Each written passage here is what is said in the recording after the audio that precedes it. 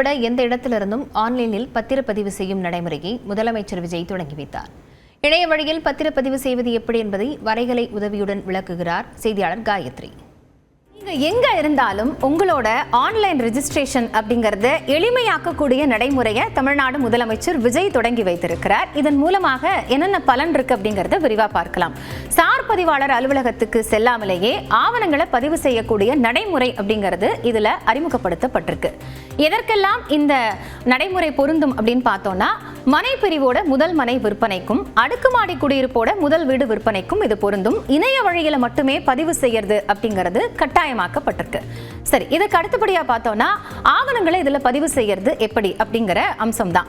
பதிவுத்துறையோட இணையதளத்துக்கு போயிட்டு நம்மளோட தேவையான ஆவணங்களை அங்க சமர்ப்பிக்கலாம்.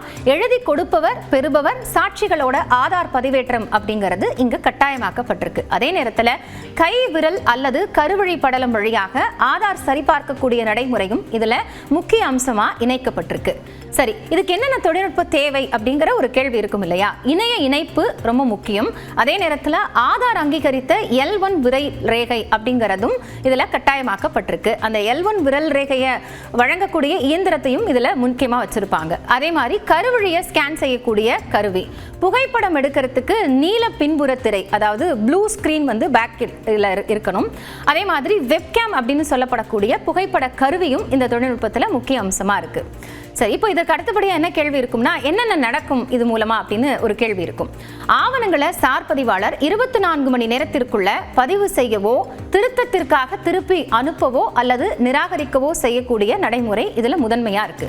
அதே நேரத்தில் திருப்பி அனுப்புறாங்க அப்படின்னா 30 நாட்களுக்குள்ள அதற்கான திருத்தங்களோடு நாம மீண்டும் சமர்ப்பிக்கலாம் அப்படிங்கிற வாய்ப்பும் இதுல கொடுக்கப்பட்டிருக்கு. இதற்கு அடுத்ததா பார்த்தோம்னா, நாம கொடுக்கக்கூடிய ஆவணங்கள் எல்லாம் சரியா இருக்கு அப்படிங்கிற பட்சத்துல சார் பதிவாளர் அந்த ஆவணங்களை ஏற்கும் பொழுது டிஜிட்டல் கையெழுத்தோட பயனர் உள் நுழைவுல ஆவணங்கள் கிடைக்க வழிவகை செய்யப்படும். 60 நாட்களுக்கு தேவையான எண்ணிக்கையில பதிவிறக்கம் செய்யலாம். ஒருவேளை 60 நாட்கள் எக்ஸீட் ஆயிருச்சு அப்படின்னா விண்ணப்பித்தே அதற்கான நகலை பெற முடியும் அப்படிங்கிறதும் இதுல முக்கிய அம்சமா இருக்கு. இதற்கு அடுத்தபடியா பார்த்தோம்னா, இந்த ஆவண பதிவுனால என்னென்ன பாதுகாப்பு இருக்கு அப்படின்னு பார்த்தோம்னா, சான்றிட்ட நகல் கோரப்படும் பொழுது கருப்பு வெள்ளையில தான் கிடைக்கும். பிளாக் அண்ட் ஒயிட்ல தான் உங்களால அதை டவுன்லோட் பண்ண முடியும். போலி ஆவணங்கள் உருவாகிறத இதை தடுக்கிறதுக்கான ஒரு கூடுதல் பாதுகாப்பா இது சொல்லப்படுது. அது மட்டும் இல்ல, ஆவணத்தோட ஒவ்வொரு பக்கத்திலையும் QR கோட் அப்படிங்கறத தனித்துவமா கொடுத்திருப்பாங்க. அதுல ஆவணத்தோட எண், ஆவணத்தோட தன்மை என்ன தேதி அப்படிங்கறதும் விரிவா அதுல பட்டியலிடப்பட்டிருக்கும். இதற்கு அடுத்தபடியா பார்த்தோம்னா, காகித ஆவணத்துல ஒருவேளை மாற்றம் இருக்கு அப்படின்னா டிஜிட்டல் கையொப்ப ஆவணத்தோட அதை நாம ஒப்பிட்டு கேட்கலாம்.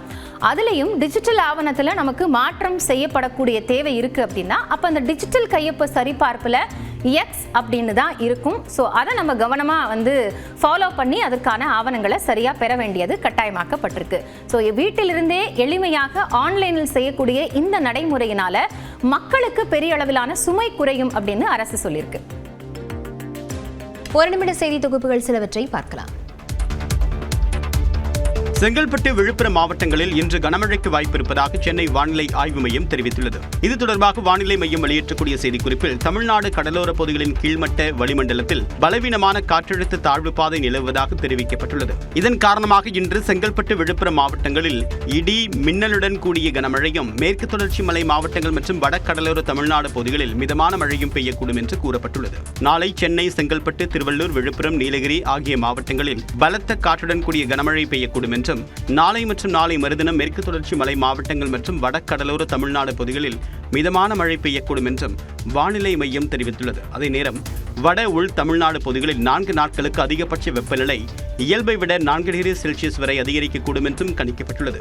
சென்னையை பொறுத்தவரை இன்று வானம் ஓரளவு மேகமூட்டத்துடன் காணப்படும் என்றும், மாலை அல்லது இரவு நேரத்தில் நகரின் ஒரு சில பகுதிகளில் இடி மின்னலுடன் கூடிய மிதமான மழைக்கு வாய்ப்பு இருப்பதாகவும் தெரிவிக்கப்பட்டுள்ளது. கூட்டுறவு வங்கிகளில் 75,000 ரூபாய் முதல் 1 லட்சம் ரூபாய் வரை பயிர்க்கடன் பெற்றவர்களுக்கு அதிகபட்சமாக 35,000 ரூபாய் தள்ளுபடி செய்யப்பட்ட நிலையில் தற்போது அதனை 75,000 ரூபாயாக உயர்த்தி தள்ளுபடி செய்யப்படும் என்று முதலமைச்சர் விஜய் அறிவித்துள்ளார். சட்டப்பேரவையில் விதி எண் 110 கீழ் அறிவிப்பு வெளியிட்டு பேசிய முதலமைச்சர், கடந்த ஆட்சிக் காலங்களைப் போன்று தற்போது பயிர்க்கடனை முழுமையாக தள்ளுபடி செய்ய முடியாதது ஏன் என்று விளக்கமளித்தார்.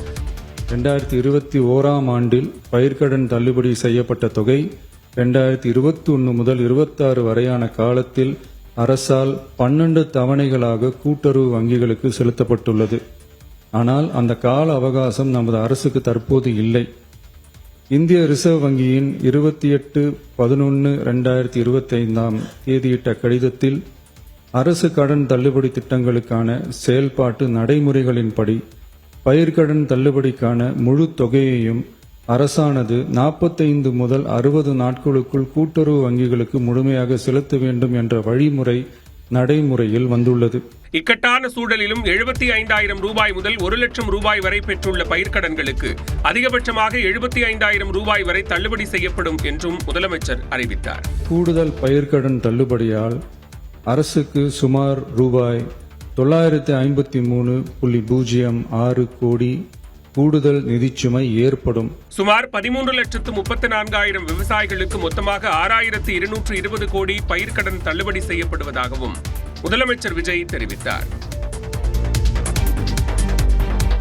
தென்காசி மாவட்டத்தில் தக்காளி விலை கிலோ ஒன்றுக்கு 6 ரூபாயாக குறைந்துள்ளதால் விவசாயிகள் வேதனை அடைந்துள்ளனர். தென்காசி மாவட்டத்தில் ஆய்க்குடி, கம்பளி, அனந்தபுரம், சுரண்டை, கள்ளம்புலி, அகரக்கட்டு உள்ளிட்ட பகுதிகளில் ஆயிரக்கணக்கான ஏக்கரில் தக்காளி சாகுபடி செய்யப்பட்டு வருகிறது. தற்போது தக்காளி அறுவடை நடைபெற்று வரும் நிலையில் விவசாயிகளிடமிருந்து 1 கிலோ தக்காளி 6 ரூபாய் முதல் 7 ரூபாய் வரை மட்டுமே கொள்முதல் செய்யப்படுவதாக கூறப்படுகிறது. இதனால் சாகுபடி செலவை கூட ஈடுகட்ட முடியாமல் பெரும் இழப்பை சந்தித்து வருவதாக விவசாயிகள் வேதனை தெரிவித்துள்ளனர். தக்காளி நாற்று 1 ரூபாய்க்கு வாங்கி நட்டிருக்கோம். போன வட்டம் மாதிரி இந்த வட்டம் விலைவாசி இல்லை. 6 ரூபாய் 7 ரூபாய்க்கு போடுவாங்க. போன வட்டம் 80 ரூபா 100 ரூபா வர போச்சு. சம்பளம் 300 ரூபா, டீ செலவு எல்லாம் 350 ரூபா வருது. விவசாயிகளுக்கு லாபம் கிடையாது, நட்டத்தில் இருக்குது. தொழிற்சாலையில் தக்காளி பழத்தை வச்சு ஏதாவது ஒரு தொழிற்சாலை ஏதாவது ஒரு இது பண்ணுன்னா இந்த பக்கத்தில் உள்ள இங்கே உள்ள ஒரு 10 கிராமங்கள் ஓரளவு இந்த சுரண்டை, சாம்போட, ஆய்க்குடி, வீக்கேப்பூர், இப்படி உள்ள எலத்தூர், அனந்தாபுரம், அகரக்கட்டு இந்த மாதிரி உள்ள பகுதிகளுக்கு கொஞ்சம் நல்ல இதாக இருக்கும். இது பார்த்து ஏதாவது ஏற்பாடு பண்ண அரசு உரிய காலத்தில் நடவடிக்கை எடுத்து தக்காளி விவசாயத்தை பாதுகாக்க வேண்டும் என்பதே விவசாயிகளின் கோரிக்கையாக உள்ளது.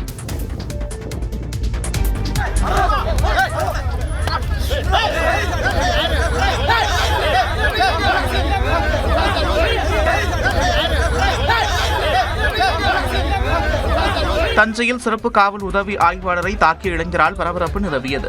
உளுந்தூர்பேட்டையில் நடக்கும் விசிக மாநாடு தொடர்பாக தஞ்சையில் வைக்கப்பட்ட பேனர்கள் அகற்றப்பட்டதற்கு எதிர்ப்பு தெரிவித்து மாநகராட்சி அலுவலகம் முன்பு அக்கட்சியினர் போராட்டத்தில் ஈடுபட்டனர். அப்போது அந்த வழியாக இருசக்கர வாகனத்தில் வந்த ஆகாஷ் என்பவர் போராட்டக்காரர்களோடு வாக்குவாதத்தில் ஈடுபட்டார். இதனை கண்ட சிறப்பு காவல் உதவி ஆய்வாளர் ரஹீம் அந்த இளைஞரை அப்புறப்படுத்த முயன்றதாக தெரிகிறது. இதனால் ஆத்திரமடைந்த ஆகாஷ் சிறப்பு காவல் உதவி ஆய்வாளர் என்றும் பாராமல் அவரை கன்னத்தில் எறிந்தார்.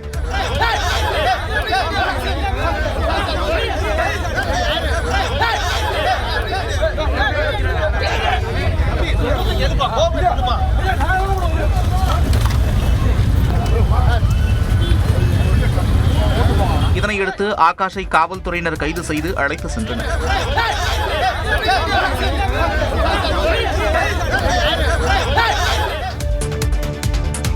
பாஜகவில் தேசிய அளவிலான நிர்வாகிகள் மாற்றம் செய்யப்பட்டுள்ள நிலையில் வானதி சீனிவாசன் வகித்து வந்த தேசிய மகளிர் அணி தலைவி பொறுப்பும் முடிவுக்கு வந்துள்ளது.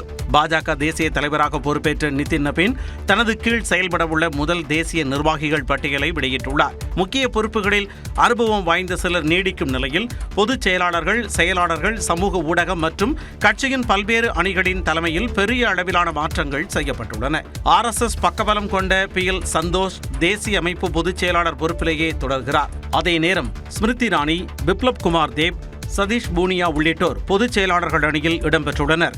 மத்திய அமைச்சர் பியூஷ் கோயல் தேசிய பொருளாளராக நியமிக்கப்பட்டுள்ளார். தமிழ்நாட்டைச் சேர்ந்த வானதி சீனிவாசனின் மகளிர் அணி தலைவர் பதவி முடிவுக்கும் வந்துள்ளது. புதிய தலைவியாக சத்தீஸ்கரைச் சேர்ந்த ரூப்குமாரி சௌத்ரி புதிய தலைவராக நியமிக்கப்பட்டுள்ளார். 13 தேசிய துணைத் தலைவர்களில் வசுந்தரா ராஜே சிந்தியா உள்ளிட்ட 6 பெண்கள் இடம்பெற்றுள்ளனர். 16 தேசிய செயலாளர்கள் பட்டியலில் தமிழகத்தின் பிரதிநிதியாக டாக்டர் மா வெங்கடேசன் இடம்பெற்றுள்ளார். புதிய நிர்வாகிகளுக்கு வாழ்த்து தெரிவித்துள்ள பிரதமர் நரேந்திர மோடி, புதிய அணி இளமையும் தொண்டர்களுடனான தொடர்பை வலுப்படுத்தும் வகையிலும் அமைந்துள்ளதாக பெருமிதம் தெரிவித்துள்ளார்.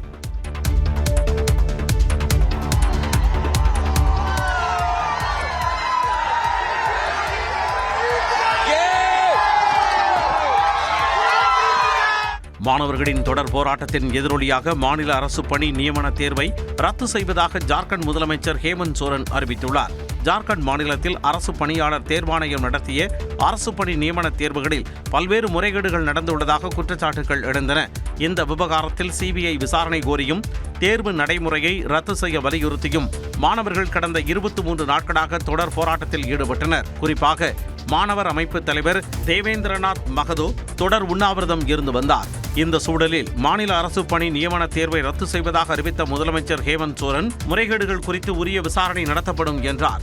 आज कैबिनेट ने एसएससी सीजीएल को भी रद्द करने का निर्णय लिया. இதையடுத்து கல்வி சீர்திருத்தம் கொண்டு வரும் வரை போராட்டங்கள் தொடரும் என தேவேந்திரநாத் மகதோ அறிவித்துள்ளார். अभी कई पूरा एजुकेशन सिस्टम सुधार को लेकर के संघर्ष हम लोग का जारी रहेगा. சிபிஐ விசாரணை நடைபெறும் வரை போராட்டங்கள் ஓயாது என்றே போராட்டக்காரர்கள் தெரிவித்துள்ளனர். இலங்கைக்கு எதிரான முதலாவது டெஸ்ட் போட்டியில் இந்திய அணி 178 ரன்கள் முன்னிலை பெற்றுள்ளது. இலங்கையின் காலை நகரத்தில் நடைபெற்று வரக்கூடிய இந்த போட்டியில் இந்திய அணி 462 ரன்களுக்கு ஆல் அவுட் ஆனது. இதையடுத்து ஆட்டத்தை தொடர்ந்த இலங்கை அணி அடுத்தடுத்து விக்கெட்டுகளை பறிகொடுத்தது. 90 ரன்களுக்குள் 5 விக்கெட்டுகளை இழந்த நிலையில் தினுஷா மற்றும் டிக்வெல் ஆகியோர் இணைந்து 146 ரன்கள் சேர்த்தனர். குறிப்பாக தினுஷா 100 ரன்கள் குவித்து ஆட்டமிழந்தார். 284 ரன்களில் இலங்கை அணி ஆல் அவுட் ஆன நிலையில் 3வது நாள் ஆட்டம் முடிவுக்கு வந்தது. இந்திய அணி சார்பில் மானவ் சுதர் 4 விக்கெட்டுகளையும் ரவீந்திர ஜடேஜா 3 விக்கெட்டுகளையும் வீழ்த்தினர். இலங்கையை விட இந்திய அணி 178 ரன்கள் முன்னிலை பெற்றக்கூடிய நிலையில் இன்று 4வது நாள் ஆட்டம் நடைபெறுகிறது. சட்டமன்றத்தினுள் முதலமைச்சர் வரும்போது எழுந்து நிற்க வேண்டும் என்ற கண்ணியத்தை எதிர்க்கட்சித் தலைவருக்கு கற்றுக் கொடுக்க வேண்டும் என அமைச்சர் ரமேஷ் கூறிய நிலையில் எழுந்து நிற்காதது குற்றமில்லை என முன்னாள் அமைச்சர் KN நேரு தெரிவித்துள்ளார். அண்ணன் அவர்களுக்கு சட்டமன்றத்தின் முதல் முறை உறுப்பினராக இருக்கக்கூடிய நான் ஒரு சிறிய வேண்டுகோளையும் வைத்துக் கொள்றேன். இந்த நேரத்தில் எப்படி கண்ணியம் குறித்து அண்ணன் எங்களுக்கு எல்லாருக்கும் சொன்னாரோ அதே போல தங்கள் கட்சியினுடைய மாண்புமிகு எதிர்க்கட்சி தலைவருக்கும் சிறிதளவு அதை நீங்கள் சொல்லிக் கொடுக்க வேண்டும் அப்படின்னு நான் கேட்கிறேன். 8 கோடி மக்களின் பிரதிநிதியாக இருக்கக்கூடிய மாண்புமிகு முதலமைச்சர் அவர்கள் அவைக்குள்ளே வரும் பொழுது அமர்ந்திருக்கக்கூடிய எதிர்க்கட்சி தலைவருக்கு அந்த கண்ணியத்தை சொல்லிக் கொடுத்து 8 கோடி மக்களின் முதலமைச்சருக்கு அந்த மரியாதையை தர வேண்டும் என்ற கண்ணியத்தை சொல்லித்தர வேண்டும் என்பதை பேரவைத் தலைவர் வாயிலாக தெரிவித்துக் கொள்கிறேன். நம்முடைய முன்னாள் முதலமைச்சர் அவர்கள் இருக்கிற போது அவர் வருகிற போது எதிர்க்கட்சியில் இருக்கிற தலைவர் எழுந்ததில்லை இல்ல கொஞ்சம் எழுந்ததில்லை. எனவே அது ஒரு குற்றக்குறையாக அல்ல, அவரவருடைய எண்ணம் அவருடைய நடைமுறை அதானே தவிர அதை சொன்னபோது அது சொன்னது வரைக்கும் நாங்கள் அதில் ஒன்றும் இல்லை. ஆனால் எதிர்க்கட்சி தலைவர் கற்றுக் கொடுக்க வேண்டும் என்றெல்லாம் அவர் சொல்ல வேண்டிய அவசியம் இல்லை. அதான் விஷயம்.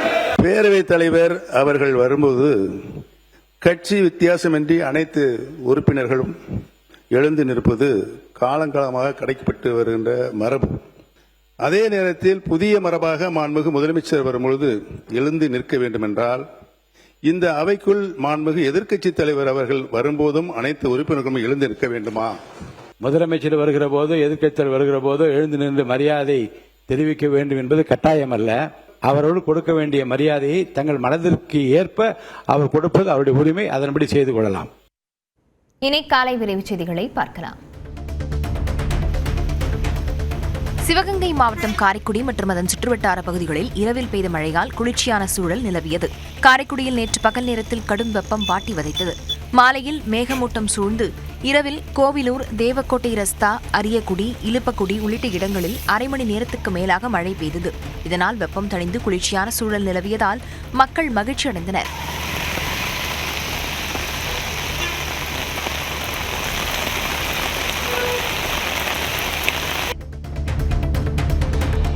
நீலகிரி மாவட்டம் உதகையில் பிளாஸ்டிக் பயன்பாட்டை தவிர்க்கக்கூடிய வகையில் தானியங்கி இயந்திரம் மூலமாக ஆவின் பால் விற்பனை தொடங்கப்பட்டுள்ளது. தானியங்கி பால் விற்பனை இயந்திரத்தை மாவட்ட ஆட்சியர் லட்சுமி பவ்யா தண்ணீர் மக்கள் பயன்பாட்டிற்காக திறந்து வைத்தார். இயந்திரத்தில் ஒரே நேரத்தில் 200 லிட்டர் பால் வைக்க முடியும். UPI மற்றும் ATM கார்டு மூலமாக குறைந்தபட்சமாக 10 ரூபாய் செலுத்தி பாலினை பாத்திரங்களில் பெற்றுக் கொள்ளலாம். காலையில் உழவர் சந்தையில் காய்கறி வாங்கிட்டு போகும்போது அவங்களுக்கு தேவையான பாலும் அப்படியே வீட்டில் இருந்து பாத்திரம் கொண்டு வந்து வாங்கிட்டு போயிடுவாங்க. இந்த பழக்கத்தை அதிகப்படுத்த எல்லா மக்களும் பழகி நம்ம மக்களுக்கு ஒரு ரெஸ்பான்சிபிலிட்டி வந்துடும். நீலகிரி நம்ம பிளாஸ்டிக் ஃப்ரீயாக பண்ணுறதுக்கு. அப்போ அதை பண்ணுறதுக்கு இதோட சக்ஸஸ் வச்சு நாங்கள் மற்ற இடத்துலையும் இதே மாதிரி மிஷின்ஸ் விரைவில் நம்ம போடப்படுவது. ஈரோட்டில் காணாமல் போன வளர்ப்பு பூனையை கண்டுபிடித்து தருபவர்களுக்கு 50,000 ரூபாய் சன்மானம் வழங்கப்படும் என அதன் உரிமையாளர் அறிவித்திருப்பது கவனம் ஈர்த்துள்ளது. கொல்லம்பாளையத்தைச் சேர்ந்த கல்லூரி மாணவி ஆருத்ரா சர்பியன் இன பூனை ஒன்றை ரோஜ் என்று பெயரிட்டு செல்லமாக வளர்த்து வந்தார். இந்த பூனை திடீரென காணாமல் போன நிலையில் கண்டுபிடித்து தருபவர்களுக்கு சன்மானம் வழங்குவதாக அறிவித்துள்ளார். மேலும் பூனை காணாமல் போனதிலிருந்து உணவருந்தாமல் மன உளைச்சலில் இருப்பதாகவும் தெரிவித்துள்ளார். வேளாங்கண்ணி புனித ஆரோக்கிய அன்னை பேராலய ஆண்டு திருவிழா காலத்தில் பக்தர்கள் கடலில் பாதுகாப்பாக குளிக்க அனுமதிக்க கோரி மாவட்ட ஆட்சியரிடம் மனு அளிக்கப்பட்டது. பல்வேறு சமுதாயங்களைச் சேர்ந்த பஞ்சாயத்தார்கள், வணிகர் சங்கத்தினர் உள்ளிட்ட 100க்கும் மேற்பட்டோர் மனு அளித்தனர். கொரோனா காலம் முதல் கடலில் குளிக்க தடை தொடர்வதால் நேர்த்திக்கடன் செலுத்த வரும் பக்தர்கள் ஏமாற்றத்தோடு திரும்புவதாக தெரிவித்துள்ளனர். இதனால் உரிய பாதுகாப்பு ஏற்பாடுகளுடன் கடலில் குளிக்க அனுமதிக்க வேண்டும் என்று கோரிக்கை விடுத்துள்ளனர்.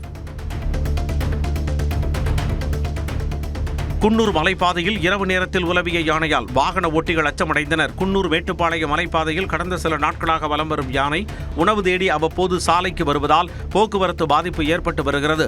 அந்த வகையில் குன்னூர் மலைப்பாதையில் யானைகள் வலம் வந்ததால் வாகன ஓட்டிகள் கவனமாக செயல்பட வனத்துறையினர் அறிவுறுத்தினர்.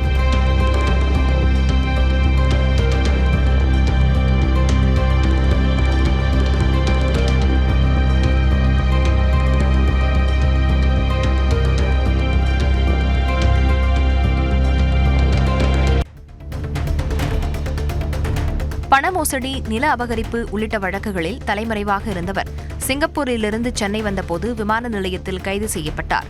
பெரம்பலூர் மாவட்டத்தைச் சேர்ந்த சம்பத் என்பவரை பண மோசடி, போலி ஆவணங்கள் மூலம் சொத்துக்கள் அபகரிப்பு உள்ளிட்ட வழக்குகளில் பொருளாதார குற்றப்பிரிவு காவல்துறையினர் தேடி வந்தனர். தேடப்படும் குற்றவாளியான இவர் சிங்கப்பூரிலிருந்து சென்னை விமான நிலையம் வந்தபோது குடியுரிமை அதிகாரிகளால் அடையாளம் காணப்பட்டு காவல்துறையிடம் ஒப்படைக்கப்பட்டார்.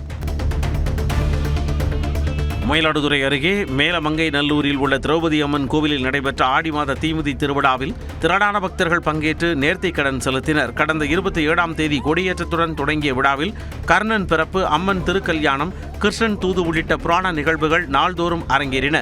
முக்கிய நிகழ்வான தீமிதி திருவிழாவில் மஞ்சள் உடை உடுத்தி காப்பு கட்டி விரதம் இருந்த பக்தர்கள் கோவிலை வந்தடைந்தனர். அப்பொழுது சக்தி கரக நடனம் அனைவரையும் பக்தி பரவசத்தில் ஆழ்த்தியது.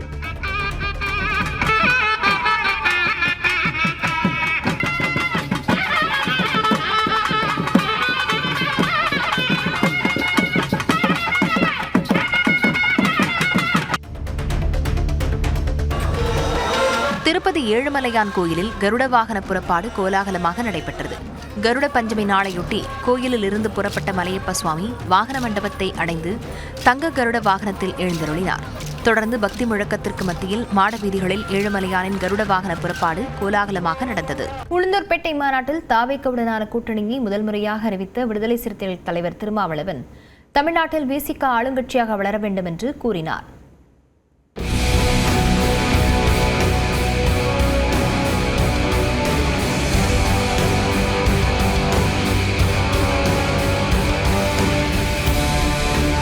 விசிக நடத்திய மாநாட்டில் திரண்ட தொண்டர்கள் வெள்ளத்தின் காட்சிதான் இது. கள்ளக்குறிச்சி மாவட்டம் உளுந்தூர்பேட்டையில் விடுதலை சிறுத்தைகள் கட்சி சார்பில் தமிழ் தேசிய எழுச்சி மாநாடு நடைபெற்றது. மாநாட்டிற்காக அமைக்கப்பட்ட மேடையில் தீபச் சுடருடன் விசிக தலைவர் திருமாவளவன் ராம்ப் வாக் சென்றார்.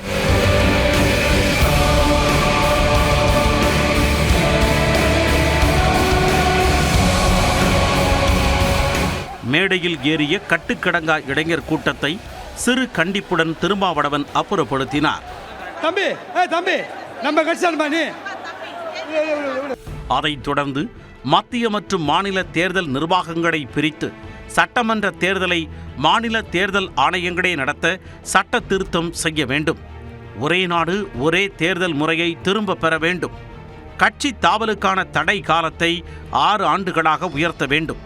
பெரும்பாலான சட்டமன்ற மற்றும் நாடாளுமன்ற உறுப்பினர்கள் பதவி விலகினால் அதை கட்சி தாவலாக கருத வேண்டும்.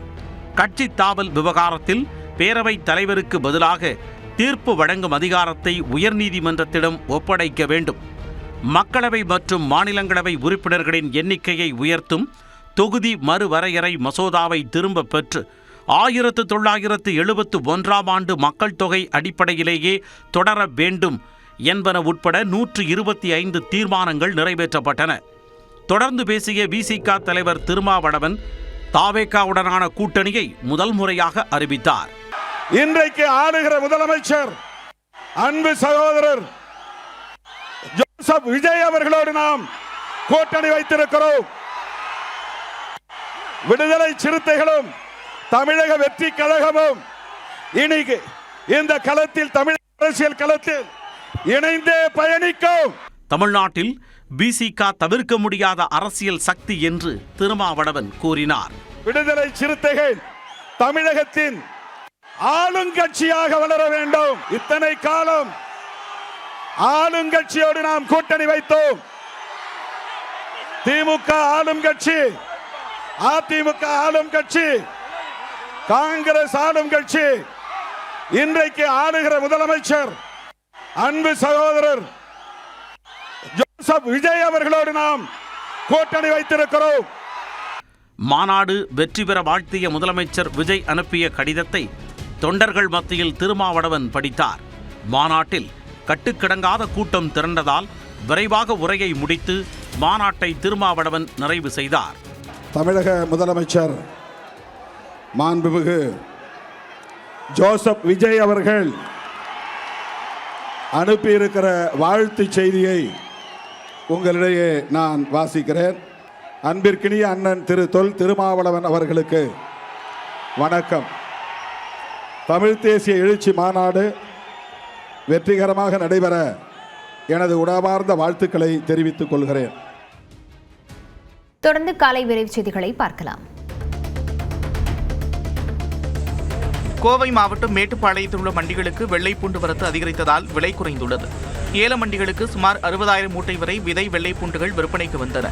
மத்திய பிரதேசம் போன்ற வட மாநிலங்களிலிருந்து வந்த வியாபாரிகள் மற்றும் விவசாயிகள் விதை நெல் பூண்டுகளை வாங்கினர்.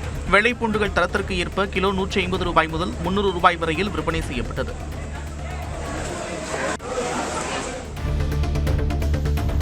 கொடைக்கானலில் திடீரென கொட்டி தீர்த்த மழையால் பொதுமக்கள் மற்றும் சுற்றுலா பயணிகள் குதூகலம் அடைந்தனர். காலை முதலே வெயில் கொளுத்திய நிலையில் மாலை நேரத்தில் திடீரென வட்டக்கானல், ஆனந்தகிரி, அண்ணாசாலை, ஏரிச்சாலை உள்ளிட்ட பகுதிகளில் அரை மணி நேரத்திற்கு மேலாக மழை கொட்டி தீர்த்தது. கிருஷ்ணகிரி கட்டிகானப்பள்ளி மேல்புதூரில் உள்ள ஸ்ரீ பெரிய மாரியம்மன் கோவிலில் ஆடிப்புற திருவிழாவை முன்னிட்டு தீமிதி திருவிழா விமர்சையாக நடந்தது. கீழ்ப்புதூர் காளியம்மன், மேல்புதூர் மாரியம்மன், பெருமாள் நகர் முத்துமாரியம்மன் ஆகிய கிராம தெய்வங்கள் புஷ்ப பள்ளக்கில் எழுந்தருளிய நிலையில் திருவீதி உலா நடைபெற்றது. இந்த வீதி உலா பெரிய மாரியம்மன் திருக்கோவிலில் நிறைவடைந்ததைத் தொடர்ந்து அங்கு அமைக்கப்பட்டிருந்த தீக்குண்டத்தில் இறங்கி பக்தர்கள் நேர்த்திக்கடன் செலுத்தினர். மேலும் சாட்டையால் அடித்து பேய் விரட்டும் வினோத வழிபாட்டில் ஏராளமான பக்தர்கள் கலந்து கொண்டனர். தேனி மாவட்ட மேகமலை புலிகள் காப்பக விவகாரத்தில் தமிழ்நாடு அரசு உச்சநீதிமன்றத்தில் மறுசீராய்வு மனு தாக்கல் செய்யும் வரை ஊராட்சி அலுவலகத்தை திறக்கக்கூடாது என வலியுறுத்தி பொன்னன்படுகை மலை கிராம மக்கள் ஊராட்சி அலுவலகத்தை முற்றுகையிட்டு போராட்டத்தில் ஈடுபட்டனர். மேலும் கோரிக்கை நிறைவேறும் வரை குழந்தைகளை பள்ளிக்கு அனுப்பப் போவதில்லை எனவும் தெரிவித்தனர். ஊராட்சி அலுவலகத்தை திறக்க வந்த பணியாளர்களை தடுத்து நிறுத்திய மக்களிடம் அதிகாரிகள் மற்றும் காவல்துறையினர் பேச்சுவார்த்தை நடத்தினர். ஆனால் கோரிக்கை நிறைவேறும் வரை போராட்டத்தை கைவிட மாட்டோம் என மக்கள் தெரிவித்துள்ளனர். கரூரில் தினக்கூலி அடிப்படையில் பணிபுரிந்து வரக்கூடிய டெங்கு ஒழிப்பு தொழிலாளர்களுக்கு வழங்கப்பட்டுள்ள பணி நிறுத்தப்பட்டது குறித்து பாதிக்கப்பட்ட பணியாளர்கள் மாவட்ட ஆட்சியரிடம் மனு அளித்தனர். ஊரக வளர்ச்சித்துறையின் கீழ் தினக்கூலி அடிப்படையில் ஊதியம் பெற்று டெங்கு ஒழிப்பு பணியாளராக 160க்கும் மேற்பட்டோர் 15 ஆண்டுகளாக பணிபுரிந்து வந்துள்ளனர்.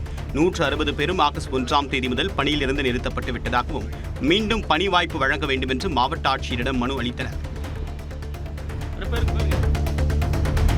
மயிலாடுதுறை மாவட்டம் சீர்காழி அருகே குடிநீர் கேட்டு 400க்கும் மேற்பட்ட குடும்பங்களைச் சேர்ந்த பொதுமக்கள் காலி குடங்களுடன் சாலை மறியலில் ஈடுபட்டனர். வடகால் உள்ளிட்ட பகுதிகளில் கடந்த ஒரு மாதமாக கொள்ளிடம் கூட்டு குடிநீர் முறையாக விநியோகிக்கப்படவில்லை என்று கூறப்படுகிறது. இதனால் ஆத்திரமடைந்த மக்கள் சீர்காழி திருமுல்லை வாசல் பிரதான சாலையில் அமர்ந்து முழக்கங்களை எழுப்பினர். காவல்துறையினர் பேச்சுவார்த்தை நடத்தியதை அடுத்து அதிகாரி நேரில் வந்து உரிய நடவடிக்கை எடுக்கப்படும் என்று உறுதியளித்தார். இதனைத் தொடர்ந்து போராட்டம் கைவிடப்பட்டது.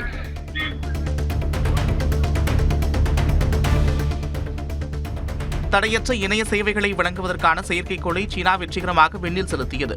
கடந்த வாரம் சீனா அனுப்பிய லாங் மார்ச் 7A ராக்கெட் புறப்பட்டு 85 வினாடிகளில் வெடித்து சிதறிய நிலையில் ஷாங்ஷி மாகாணத்தில் உள்ள தொய்வான் ஏவுதளத்தில் லாங் மார்ச் 2C வகை ராக்கெட் விண்ணில் வெற்றிகரமாக செலுத்தப்பட்டது.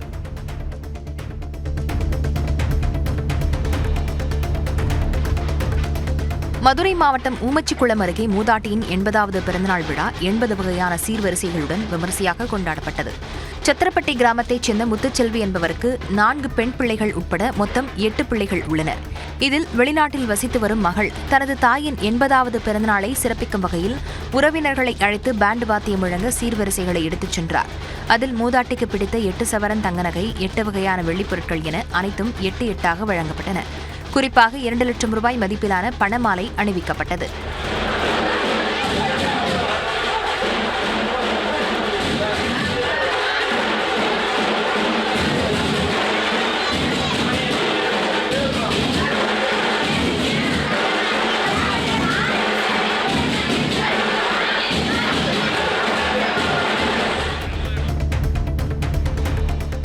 நாமக்கல்லில் சில்லறை இல்லை என கூறிய கடை ஊழியரை 4 பேர் கொண்ட கும்பல் சரமாரியாக தாக்கிய சம்பவம் அதிர்ச்சியை ஏற்படுத்தியுள்ளது. முதலைப்பட்டி புதிய பேருந்து நிலையத்தில் உள்ள ஹோட்டலுக்கு இரவு 11 மணி அளவில் சென்ற 4 பேர் 500 ரூபாய் கொடுத்து சிகரெட் கேட்டுள்ளனர். அப்போது ஊழியர் சிவகுமார் சில்லறை இல்லை என கூறியதால் இருதரப்புக்கும் இடையே தகராறு ஏற்பட்டுள்ளது. தகராறு முற்றவே ஊழியர் சிவகுமாரை அவர்கள் சரமாரியாக தாக்கியுள்ளனர்.